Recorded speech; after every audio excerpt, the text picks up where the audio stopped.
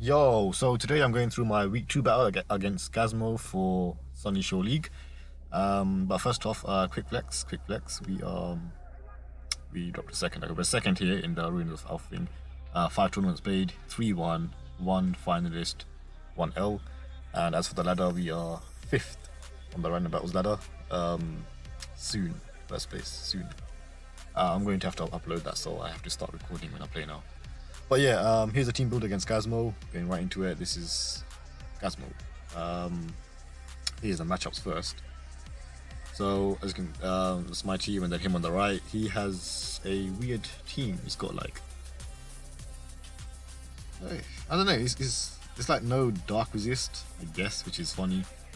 And then it's just like a bunch of weird ones put together. But it is quite threatening because he has like Garchomp, Kartana, Mew, which can do anything, Thunderous, very powerful, Mega B, very fast, very strong, superior. Without hidden power fire, it's kind of trash, but I guess it can still do some work. Yeah, and then it's just, I don't know. It's hard to build around in a sense, but yeah, this is how I went around it. So I started with Mega Sizzle. Because oh crap, Mega Sizzle is fantastic Pokemon to bring against him because it hard counters Cortana, it hard counters Superior because Superior can't run Hidden Power Fire now in Gen 8. Also hard counters Mega Beedrill. So yeah, I absolutely needed Mega Sizzle because I think it was like, yeah, I mean for Cortana it's like my only true counter to it. Tangrowth can get like hit hard with like +2 Aerial Ace or something. Yeah, Mega Beedrill, Mega Beedrill beats everything except Mega Sizzle, and Superior can overwhelm like Goodra with, I mean not really, but you can like Dragon Pulse away, and you can also go for Glare against like Taunty and stuff. But yeah, Mega Sizzle can hard counter these three, so straight away I just thought, yep, I'm definitely going Mega Sizzle. And the spread, well, I gave it max HP because, yeah, definitely wanted that bulk just to, better counter Kartana, Mega Beedrill, Superior, so, I don't have to roost as often. Well, the attack, so at the attack I gave it was an important benchmark. So basically what this attack does is because it with superpower followed up by -1 bullet punch, it one hit KOs Cortana, so that way I don't have to worry about somehow losing against Cortana, especially when I'm at -1 defense. So yeah, that's what that benchmark hit for the attack. And then I guess having more in attack would help with like the bullet punch sweep and so on. So yeah, I just put the rest in bulk because I had max in HP. Didn't really need max attack, I guess. Yeah, I just put the rest in bulk to like better counter like these threats, so I don't have to roost as often. It'd basically just be more comfortable. Yeah, that dash to beat in speed, just in case he wants to speed creep me with anything. And yeah, overall, Mega Sizzle, good Pokemon, pretty good sweeping potential there. I've got ST Bullet Punch, which kind of beats everything, and then superpower for Empoleon, Miltank, Turtonator. So yeah, it's basically just runs off the coverage perfectly. So yeah, Mega Sizzle just did like a lot of work this matchup, so absolutely no reason not to bring it. Next up was Quagsire. Now Quagsire played an important role, and I chose this over all my other defensive options because of Garchomp basically. So Garchomp could basically break through my bulk with SD. Can SD Outrage Tangrowth, SD Earthquake, Slowking, everything else. But obviously Quagsire is unaware, so we can hard stop Garchomp there. And also unaware does help with the Turtonator as well, so +2 Turtonator is less threatening because I only have like, I guess, Slowking for that, but that wasn't really reliable because +2 Draco is still doing a lot. And yeah, Turtonator just basically blew through everything else. But Turtonator is very slow even at +2, like Coco still outspeeds. Scarf 80s like Goodra Memo or whatever, they outspeed as well. So I wasn't really concerned about Turtonator too much because I did have many other options to revenge kill it anyway.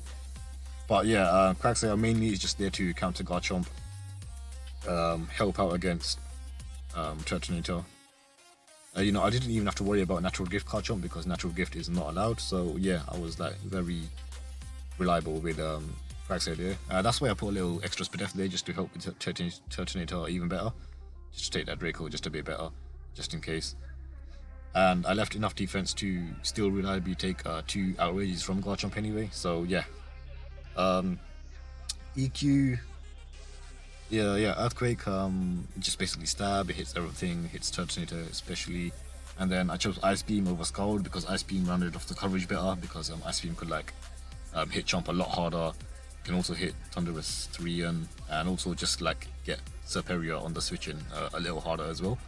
And Toxic obviously for everything else, all of his fast stuff, and Recover is Recover. So yeah, I mean that's Quagsire's role is mainly there to counter Garchomp, which is otherwise a big threat, and I guess just help out against like other threats as well. So yeah. Oh yeah, one other thing is Unaware does help against Mew as well because again Mew's like a very difficult Pokemon to play around. You don't know what it's gonna bring. I don't know if it's gonna be Nasty Plot, Swords Dance, Dragon Dance, whatever. So Quagsire again was there to just like take a hit and then dash a little Toxic on it or whatever. So yeah. Next up was Kraft Goodra. Now Goodra was very important in this role in this matchup because, well, first off, it's Witchcraft is like a fantastic revenge killer, so I can like revenge kill Garchomp. I can, most importantly, revenge kill +2 Turtonator, and that's what the speed does. That speed with Scarf outspeeds +2 Turt anyway, so then I can just Dragon Pulse or Draco Meteor depending on health. Also, it's just like very useful as a Scarf. Revenge kill Superior, Thunderous, Garchomp, Mew even, and non-Scarf Katana as well. I don't outspeed Mega B, but I do outspeed Adamant Mega Beedrill with this speed. Even with max speed, I can't outspeed Jolly Mega Beedrill anyway, so I just went with that speed. So yeah, that's what Goodra did. He also just helped, like, as a switch into Thunderous, because Thunderous otherwise was like hard to switch into in this matchup. It could Grass Knot Quagsire and my Swine, so my grounds they lose to it, and obviously nothing else can switch in, as you can see from my team. So that's what Goodra did, is also emergency check to Thunderous as a switch in. And also it's an extra superior check as well, because obviously I got Sap Sipper, so I'm immune to Leech Seed, Leaf Storm. Dragon Pulse is doing like 10, so yeah. That's what Goodra did, it's just played an important role as a revenge killer and switch into things that I otherwise did not have switch-ins for. As for the Mews, well, this coverage is pretty much all I needed. I got dual stab dragon, so Draco Meteor is like the nuke, so I just come in and click it when I expect him to switch out, so whatever's coming in I hit them as hard as possible. Dragon Pulse is a more reliable stab, something I can see myself clicking a lot. And then Ice Beam is like for Garchomp to get that 1-hit KO, so I don't have to lock myself into Draco. He also hits Thunderous hard, Superior, and so on. Flamethrower is there for Kartana. And again, is also, Ice and Flamethrower are like good middle ground options in a lot of situations, so that's why I bought them. I guess I could have like Thunderbolt for Empoleon, but to be honest, I didn't really see myself clicking Thunderbolt ever against his team. It's just like too bad a risk. He's got Garchomp that's immune, Thunderous is immune, and against like Superior, Beedrill, Katana, I'm not going to click Thunderbolt anyway, so, or even +2 Turtonator, I'm not going to click Thunderbolt ever, so I just never really saw myself clicking Thunderbolt, so I didn't bring it anyway.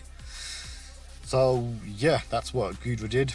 Next up was Mamoswine. So Mamoswine, obviously, to be honest, Mamoswine pretty much only came because of Stealth Rock, but it had a huge bonus of just being really good in this matchup anyway, because I've got like, I hit everything really hard. Just look at his team. Garchomp, Ice Shard, Katana can't switch into Earthquake, followed by Ice Shard, it dies. Mew, pretty much same story. Thunderous, is not gonna have to like, yeah, so he's got no switchings to it, and his fat stuff lose to it as well. But yeah, Stealth Rock was very important in this matchup because, he's got Mega B, which hates rocks, Hurt hates rocks, Articuno despises rocks, and I know he's going to be switching a lot in this kind of game, so yeah, I absolutely needed Stealth Rock. So the moves were pretty basic, except I have Rock Slide. Now Rock Slide was for Articuno because I was fearing like a bulky Articuno, which would otherwise wall Mamoswine. But Rock Slide gets that one in KO, so that's what Rock Slide did. And I didn't even need like Ice Cold Crush anyway, because I'm looking at the times I press Ice Move, and that's against Garchomp, which I would rather Ice Shard anyway, because that would kill, and it's faster than me. Same story with Thundurus, and same story with Superior as well. So yeah, I just never really saw myself clicking Ice Cold Crush. I'd rather just Earthquake whatever's there, and then Ice Shard whatever he wants to revenge complete. So yeah, that moveset was perfect, and of course I just have Stealth Rock, because that's what it's there for. So the spread, max attack.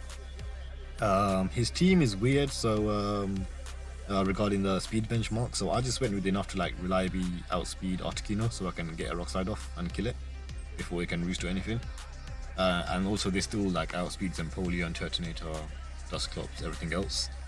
While it is of course slower than Garchomp, Superior, Thundurus, P, Kartana, Mew, so did them over outspeeding them. So this was like a very good benchmark, and I still have a lot of HP to be extra bulky. So yeah, that's what my Mamoswine did. Also being a ground type did help, so like Thundurus can't like Volt Switch all over me, and like, I guess it's like a soft switch into it as well. So yeah, that was useful. Next up was Coco. Now Coco, yeah, I mean at this point I'm looking at like my own offense, my fast things that can destroy him, because he has like a lot of fast things that can punch hold. So I figured I covered them well enough by now. I might as well start looking at my own, offense, own ring conditions, and obviously that started with Coco. Yeah, pretty basic movement, pretty basic moveset. Double stabs, play rough for like Garchomp, Thundurus, Superior, I guess.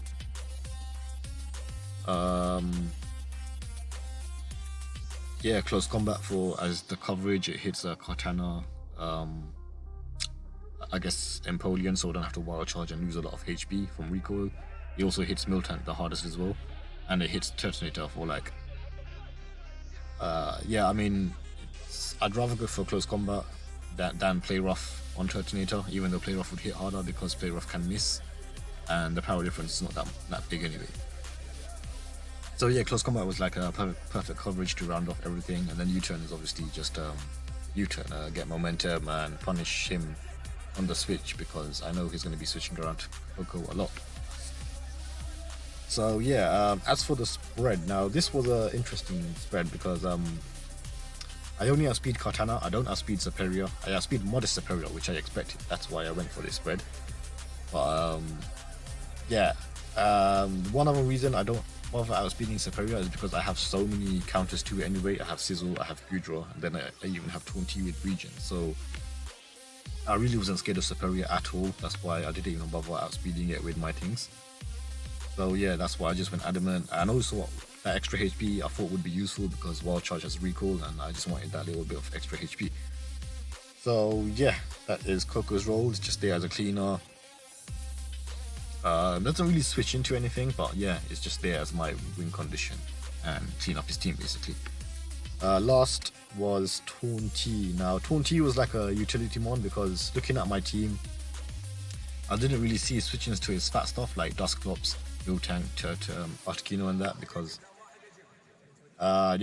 nothing could take like Wisp, nothing wanted to take Will-O-Wisp, nothing really wanted to take Toxic either, so I needed a mon that can like pivot around his fat stuff and also just be useful against his offense. And furthermore, I definitely needed Defog because he has Mew, so Mew has like Stealth Rock spikes, I think even Toxic spikes now, so I thought it was going to be a match where like a lot of hazards were laid, so Defog was absolutely needed to stop all of that. So yeah, that's what Toon did. It played a very important role as a pivot switch around his fat stuff, and it brought Defog. And I guess he also helped against offense because he outspeed Garchomp, Kartana, even Thundurus, all of that. So yeah. So the moves, I went with Air Slash. I don't really run Hurricane in draft. In the ladder I would run it because it's just like that. That's how ladder teams are. But in draft, I don't like to rely on a 70% move, because if I do miss it, I'd be complaining. But then I chose that option in Team Builder anyway, so I can't really complain if I miss, because 30% is a big chance to miss. So I went with Air Slash. And yeah, Air Slash was still good enough to like hit Superior, Speed, all that. It's just stab. Yeah, it's just like stab. It hits everything.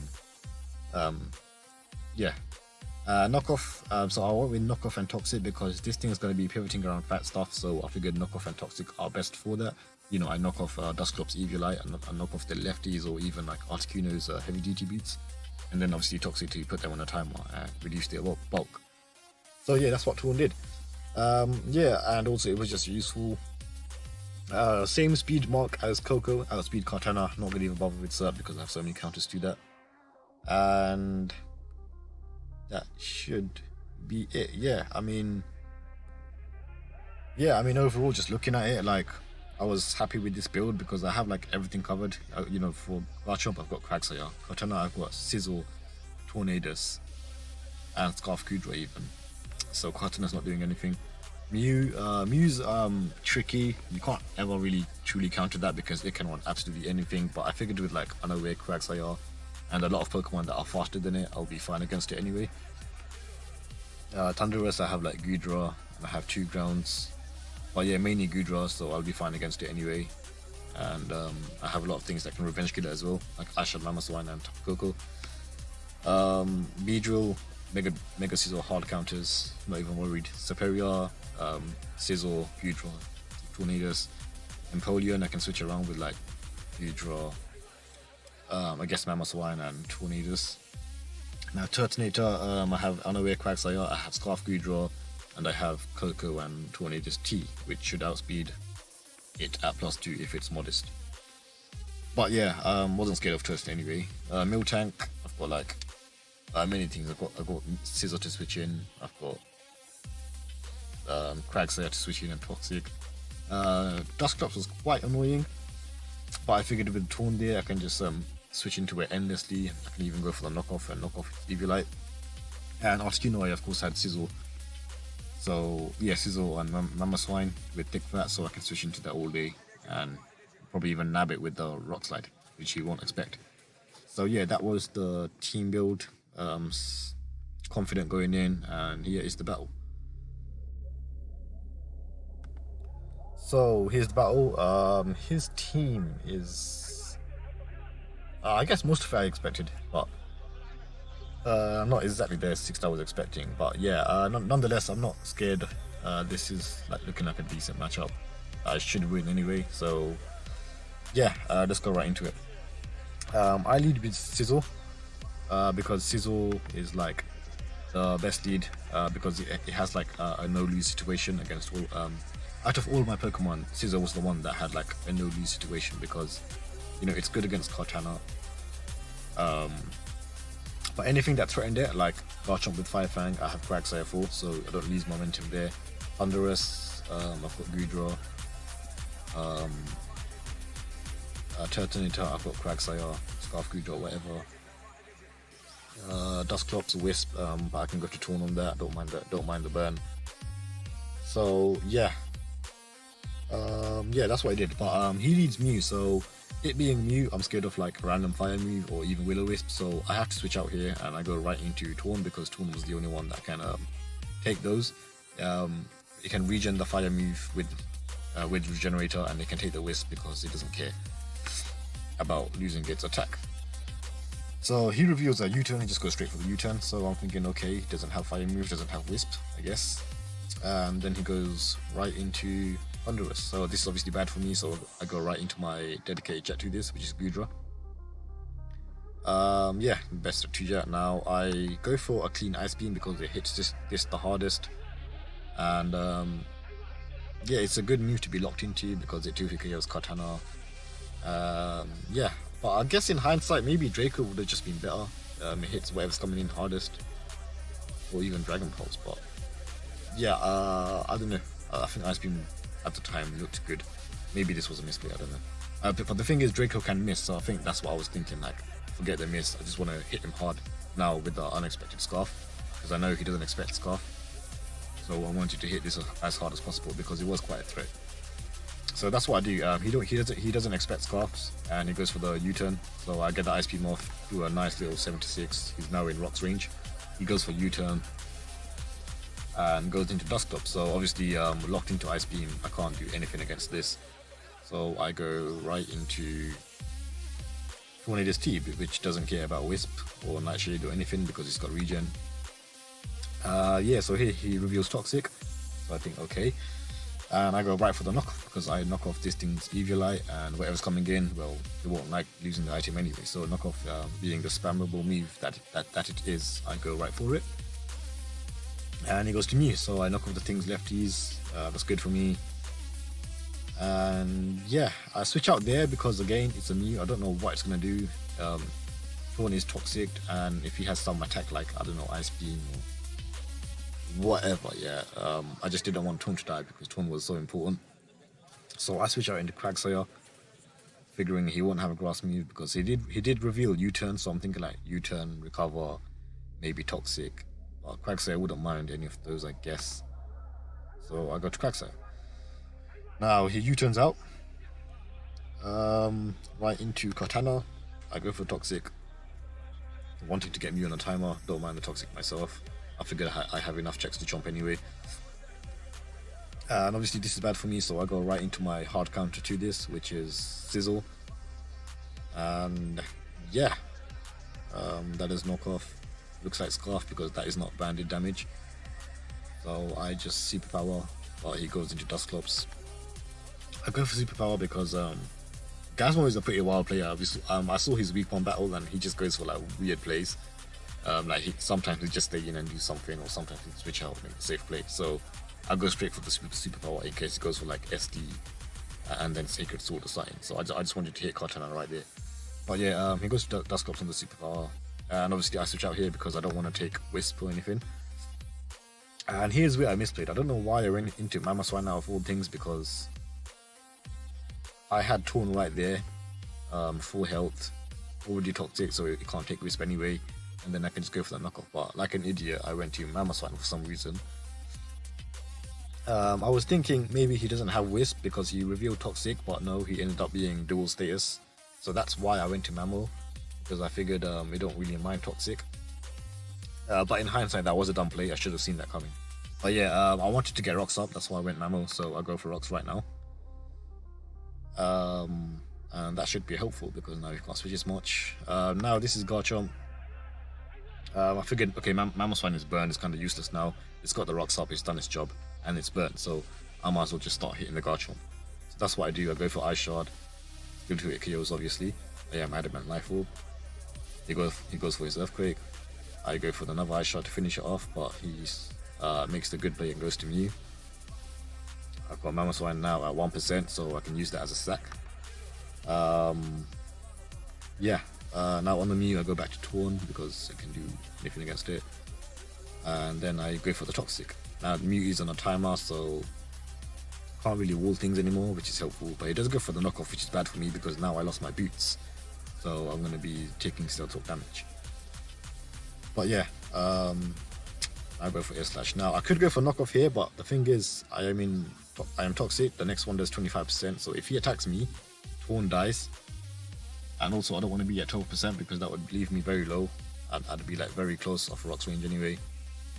So that's why I switch out here rather than going for knockoff, because Torn was very important still. And I go back to Quagsire. I guess I should have sacked the Mammal there, but I figured Mammal would be useful as a sack later on against like Thunderous or Kartana or even Chomp. So yeah, I go to Quagsire. I don't mind the Toxic at this point. I just want to kill this, so I'll put him on a Toxic.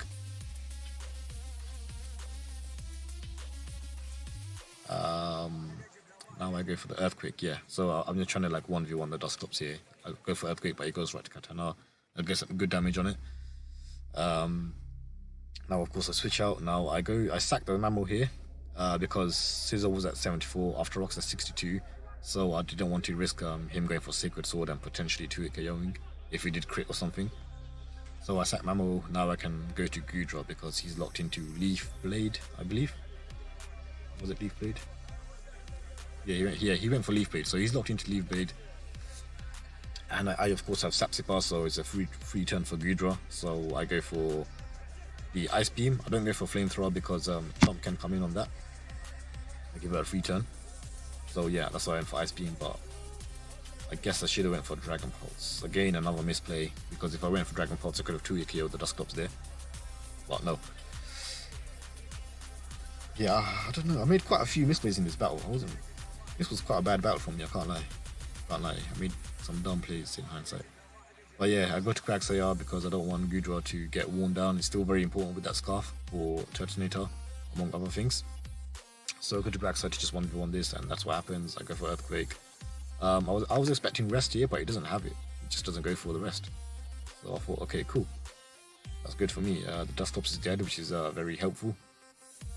Now I go to Torn because Torn matches up well against everything. I can finish off the Garchomp, I guess. Maybe. Thunderous dies to rocks, and if it's not Scarf, yeah, if it's Scarf, it dies to rocks. If it's not Scarf, like Boots, then I kill it anyway at 24%. So yeah, but he goes to Cortana, so I know he's Scarf because just the way he's playing around it, the fact that he switched out of Goodra, for example. So I go back into Sizzle as a hard counter. Goes for Smart Strike, that's fine for me. I can just roost off that damage.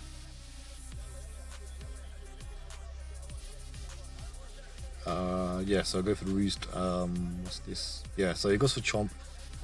Fearing if I move, I go into my Torn because I figured Torn is most disposable at this point. I go for the Air Slash.